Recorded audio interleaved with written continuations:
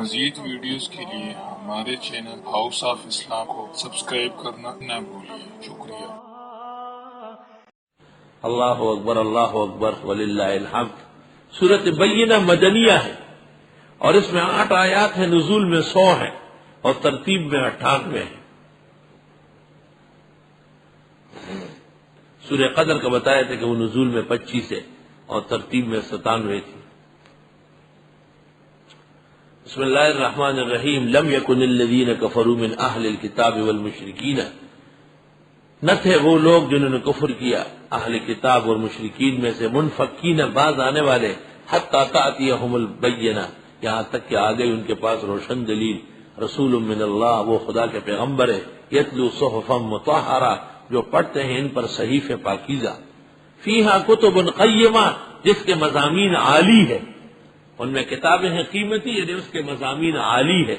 وما تفرق الذین اوتوا الکتاب، اور تفرقہ نہیں کیا ان لوگوں نے جن کو دی گئی کتاب، الا من بعد ما جاءتهم البینہ، مگر بعد اس کے کہ آ گئے ان کے پاس روشن دلائل۔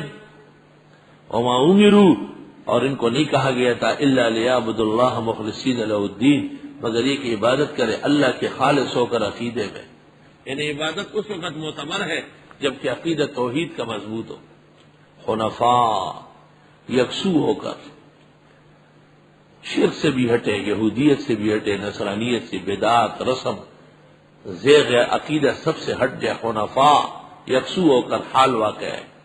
وَيُقِيمُ الصَّلَاةَ وَيُؤْتُ الزَّكَاةَ، اور قائم کرے نماز اور دیتے رہے زکوٰۃ، وَذَلِكَ دِينُ الْقَيِّمَةِ، یہ دین بالکل درست ہے جس کے یہ مضامین و احکام ہیں۔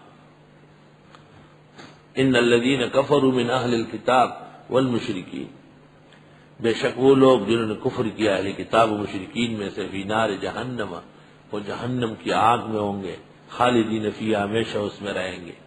اولئک هم شر البریہ، یہ بدترین کائنات ہے۔ ان الذین آمنوا وعملوا الصالحات، بے شک وہ لوگ جو ایمان لے اور عمل کیے نیک، اولئک هم خیر البریہ، یہ بہترین کائنات ہے۔ جزاؤہم عند ربہم، بدلہ ان کا رب کے ہاں، جنات عدن، ہمیشہ کی جنتوں کی شکل میں ہے، تجری من تحت الانہار، کہ بہے گی اس کے نیچے نہریں، خالدین فیہا ابدا، ہمیشہ اس میں رہیں گے۔ رضی اللہ عنہم ورضوا عنہ، راضی اللہ ان سے اور یہ راضی اللہ سے۔ ذالک لمن خشی ربہ، یہ ہر اس شخص کے لیے ہے جو اللہ سے ڈر رہا ہو۔ اور قرائن خارجیہ سے ثابت ہے کہ یہ خوف و خشیت بکمال صحابہ کو حاصل ہے، اس لیے اہل سنت کا اس پر اتفاق ہے کہ رضی اللہ عنہ صحابہ کرام کے ساتھ کہا جائے یا تابعین کے ساتھ۔ والذین اتبعوہم باحسان رضی اللہ عنہم ورضوا عنہ۔ اللہ اکبر وللہ الحمد۔ جب یہ صورت نازل ہوئی تو آپ نے حضرت ابی بن کعب سے کہا کہ آؤ اور یہ پڑھ کر سناؤ، تو انہوں نے کہا کہ میں کیسے پڑھ کر سناؤں، آپ پر نازل ہوئی، آپ نے فرمایا مجھے اللہ نے حکم دیا ہے۔ تو حضرت ابی نے پوچھا کہ اللہ تعالیٰ نے میرا نام لے کر کہا کہ ہاں، آپ کا نام لے کر کہا کہ یہ سورۃ بینہ نازل ہوئی۔